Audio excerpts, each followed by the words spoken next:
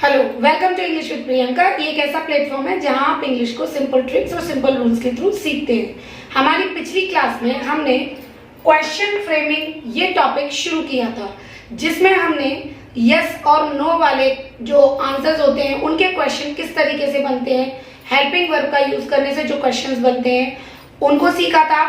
साथ ही हमने what, when, where और व्हाई इन 4 शब्दों से बनने वाले क्वेश्चंस का तरीका सीखा था कि इन 4 वर्ड्स का यूज करके हम क्वेश्चन को किस तरीके से फ्रेम कर सकते हैं। आज के हमारे वीडियो में हम हु, whom, whose और which इन 4 शब्दों से क्वेश्चंस को किस तरीके से फ्रेम किया जाता है ये सीखेंगे। तो चलिए देर न करते हुए हम आज का वीडियो स्टार्ट करते हैं। आज का जो हमारा पहला वर्ड है हु मीन्स कौन, यानी कि कौन है जो उस कार्य को कर रहा है। यानी कि हु जो है वो वाक्य में काम करने वाले, और काम कौन करता है? सब्जेक्ट को टारगेट करता है। यानी कि जब हमें सब्जेक्ट, सेंटेंस के सब्जेक्ट से रिलेटेड क्वेश्चन पूछना होता है तो उसके लिए हम हमेशा हु का यूज करते हैं। अब हु का फॉर्मूला यदि हम देखें, एक सिंपल सा फॉर्मूला है, यदि आप चाहें तो उसको फॉलो कर सकते हैं। सबसे पहले आपको हु लिखना है, उसके बाद वाक्य में आई हुई हेल्पिंग वर्ब को यूज करना है, और उसके बाद आपको जो मेन वर्ब दे रखी होती है वो लगाते हैं, और उसके बाद यदि कोई प्रोनाउन दे रखा है तो उस प्रोनाउन में, जैसा कि मैंने बताया था, फर्स्ट पर्सन सेकंड पर्सन में कन्वर्ट हो जाता है, और जो सेकंड पर्सन होता है वो फर्स्ट पर्सन में कन्वर्ट हो जाता है, और थर्ड पर्सन में कोई चेंज नहीं होता है। तो प्रोनाउन है तो उसमें थोड़ा सा चेंज करना है तो वो करिए, और उसके बाद यदि कोई ऑब्जेक्ट दे रखा है तो ऑब्जेक्ट लिखते हुए हम सेंटेंस को क्लोज कर देंगे। ठीक है, इंटरोगेटिव मार्क लगा देंगे। जैसे कि he came my home, he came my home yesterday। वह कल मेरे घर आया था। तो यदि इसका हमें क्वेश्चन हु से फ्रेम करने को दिया जाए, वो आपको एग्जाम में इस तरीके से देगा, हु देगा और उसके बाद dot dot dot dot dot dot कि अब आप हु की हेल्प से इस सेंटेंस का क्वेश्चन फ्रेम कीजिए। तो क्या करना है हमें? हु सब्जेक्ट को, यानी कि अगर हम हिंदी में अर्थ निकाल के देखें, ही केम माई होम यस्टरडे, वह कल मेरे घर आया, तो इसका क्वेश्चन कैसे बनेगा? कल तुम्हारे घर कौन आया? मैं अगर उससे पूछूंगी या मुझसे कोई पूछेगा तो यही तो पूछेगा कि कल तुम्हारे घर कौन आया। तो कौन का आंसर क्या है? ही। तो ही को हम यहाँ पे रिमूव कर देंगे और ही की जगह पे क्या बैठा देंगे? हु। अब आप चाहें तो यहाँ पे आप डिड कम भी कर सकते हैं, और कई बार हम केम भी लिख देते हैं, दोनों ही करेक्ट है। यदि आप डायरेक्ट सेकंड फॉर्म लगा देते हैं तो वो भी करेक्ट है, और डिड कम लगाते हैं तो वो भी करेक्ट है। हु डिड कम, और ये माई फर्स्ट है तो पर्सन है, इसको सेकंड पर्सन में कन्वर्ट कर देंगे, योर होम यस्टरडे, कल तुम्हारे घर कौन आया। उसके अलावा देखिए, Ram killed the snake, Ram ने सांप को मारा, तो क्वेश्चन होगा सांप को किसने मारा? हु। अब आप चाहो तो यहाँ पे किल्ड को डायरेक्टली लिख सकते हो, who killed the snake and question mark. तो इस तरीके से हम हु से बनने वाले सेंटेंसेस को या क्वेश्चंस को फ्रेम करते हैं। अब हमारा अगला वर्ड है whom। whom मीन्स होता है किसको।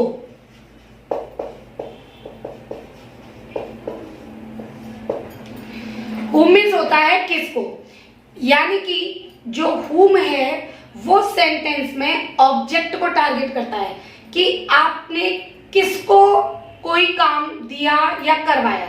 जैसे कि एग्जाम्पल हम देखें कि आई नो सीता, मैं सीता को जानती हूं, तो इसका क्वेश्चन क्या बनेगा यदि हमें ऑब्जेक्ट को टारगेट करना है? तो तुम किसे जानते हो, तुम किसे जानती हो, इस तरीके से ही तो बनेगा। तो whom जो है वो सेंटेंस में ऑब्जेक्ट को टारगेट करता है। अच्छा, एक बात और कि who और whom से बनने वाले जो क्वेश्चंस होते हैं उनका जो आंसर होता है वो हमेशा कोई लिविंग थिंग ही होती है, यानी कि कोई लिविंग नाउन ही होगा who और whom का जो आंसर होगा। किसी नॉन लिविंग थिंग को हम who और whom से इंडिकेट नहीं करते हैं। ओके, अब whom से क्वेश्चन किस तरीके से फ्रेम किया जाएगा, तो उसका फॉर्मूला देखिए। सबसे पहले आपको whom लिखना है, उसके बाद हेल्पिंग वर्ब डालनी है, और हेल्पिंग वर्ब के बाद आपको सेंटेंस का सब्जेक्ट वो लिखना है, और उसके बाद जो रिमेनिंग सेंटेंस है, रिमेनिंग पार्ट है, उसको एज इट इज लिखते हुए लास्ट में आपको क्वेश्चन मार्क। अब हम इस एग्जांपल को देखते हैं। आई नो सीता, मैं सीता को जानती हूं। तो इसका हमें क्वेश्चन किस तरीके से फ्रेम करना है इस फॉर्मूले के हिसाब से? तो सबसे पहले हम whom लिखेंगे, whom, और उसके बाद ये प्रेजेंट इंडेफिनिट टेंस है और इसकी हेल्पिंग वर्ब होगी डू या डज। यहां हमें मालूम नहीं है कि सब्जेक्ट, हमें जब क्वेश्चन पूछ रहे हैं तो हमें पता नहीं है ना कि सिंगुलर है या प्लूरल है, तो आप इमेजिन कर लो कि वो आप प्लूरल है, तो whom do, ठीक है, whom do, और फिर आई का यहाँ पे यू हो जाएगा, you know. whom do you know। अब हम अगला एग्जांपल देखते हैं। I saw Seema in the club।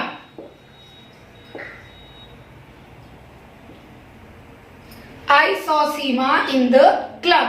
तो अब इसका क्वेश्चन किस तरीके से फ्रेम होगा? सबसे पहले आपको ऑब्जेक्ट क्या है, सीमा, तो उसे रिमूव कर देंगे और उसकी जगह पे लिख देंगे whom। पास्ट इंडेफिनिट टेंस है तो इसकी हेल्पिंग वर्ब हो जाएगी did. whom did I, you में बदल जाएगा, you see in the club। Last में क्वेश्चन मार्क। सबसे पहले हमने whom लिखा, फिर हेल्पिंग वर्ब लिखी, फिर सब्जेक्ट को यू में कन्वर्ट कर दिया, यू सी इन, और उसके बाद remaining part in the club and question mark. तो इस तरीके से हम whom से सेंटेंसेस को फ्रेम करते हैं। अब हम अगला वर्ड देखते हैं whose। अब हमारा अगला वर्ड whose। whose मीन्स होता है किसका।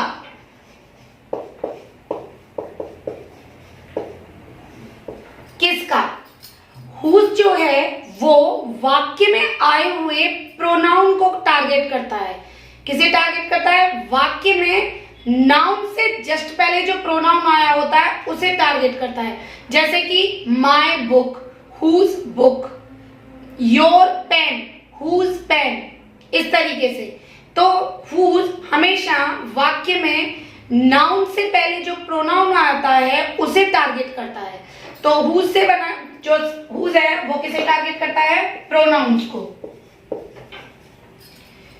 ठीक है, तो इसको क्वेश्चन फ्रेम करने का फॉर्मूला क्या होगा? सबसे पहले हम लिखेंगे whose, उसके बाद जिस नाउन के पहले आए हुए प्रोनाउन को हम टारगेट कर रहे हैं उस नाउन को लिखेंगे। whose के बाद नाउन आ जाएगा, उसके बाद हेल्पिंग वर्ब आ जाएगी, और उसके बाद रिमेनिंग सेंटेंस को हम उतार देंगे।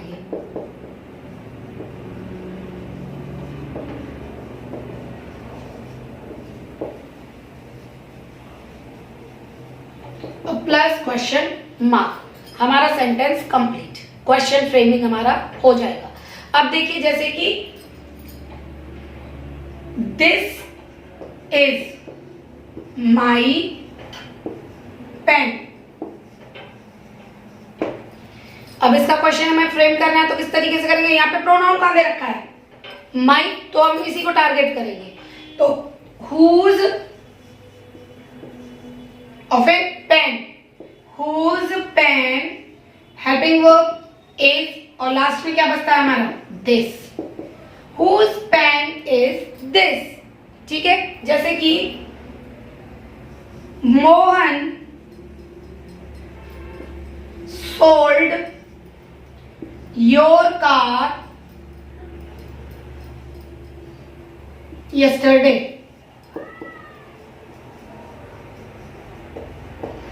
मोहन ने तुम्हारी कार कल बेच दी। तो हम ये पूछेंगे ना कि तुम्हारी कार, मोहन ने कल किसकी कार बेची, यही तो पूछेंगे यदि हमें प्रोनाउन को टारगेट करना है कि वो कार किसकी थी जो कल मोहन ने बेची। ठीक है, तो इसका क्वेश्चन हम किस तरीके से करेंगे, तो हमें ये योर को टारगेट करना है। तो लिखेंगे हम whose कार, कार है तो whose कार, फिर did मोहन, did क्योंकि ये पास्ट इंडेफिनिट है तो did आएगा, did और उसके बाद लिख दीजिए, आप उतार दीजिए मोहन, सोल्ड का यहां सेल हो जाएगा, sell yesterday, and question mark. तो खुद से क्वेश्चन इस तरीके से फ्रेम किए जाते हैं। अब हमारा अगला वर्ड विच। अब हमारा आज का last word which. Which means होता है कौन सा।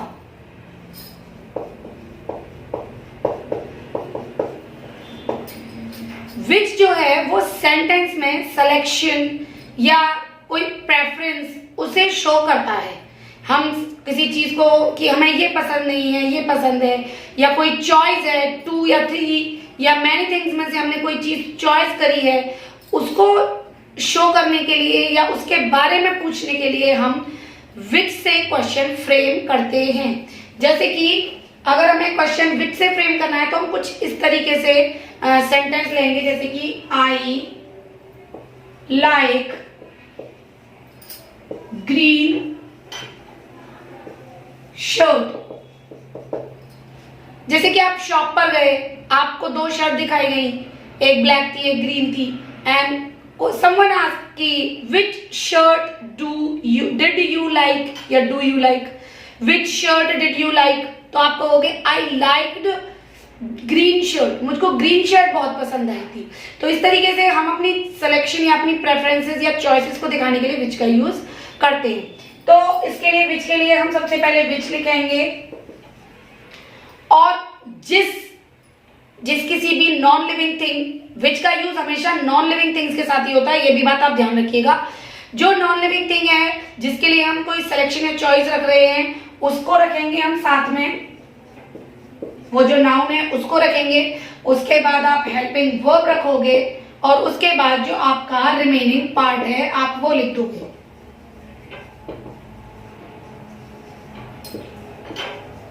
And then question mark. जैसे कि इसी का बना आई लाइक ग्रीन शर्ट, तो आप इसका बनाएंगे विच शर्ट, तो ये प्रेजेंट इंडेफिनिट है, विच शर्ट डू यू लाइक। ठीक है, यहां शर्ट नॉन लिविंग थिंग है। इस तरीके से राहुल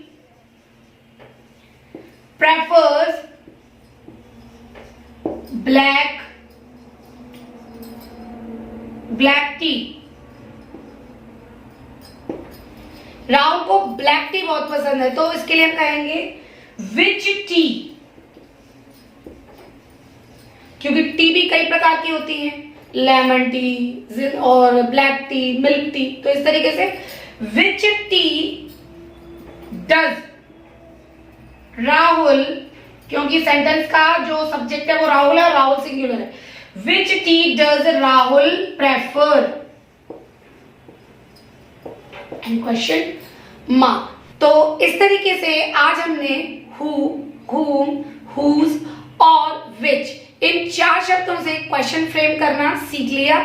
आई होप आपको ये वीडियो काफी हेल्पफुल रहा होगा, आपको अच्छे से समझ में आया होगा और अब आपको क्वेश्चन फ्रेमिंग में कोई प्रॉब्लम नहीं होगी। अब अगर आपको ये वीडियो पसंद आया हो तो please like, share and subscribe my channel. अब मिलते हैं हम हमारे अगले वीडियो में, तब तक के लिए नमस्कार।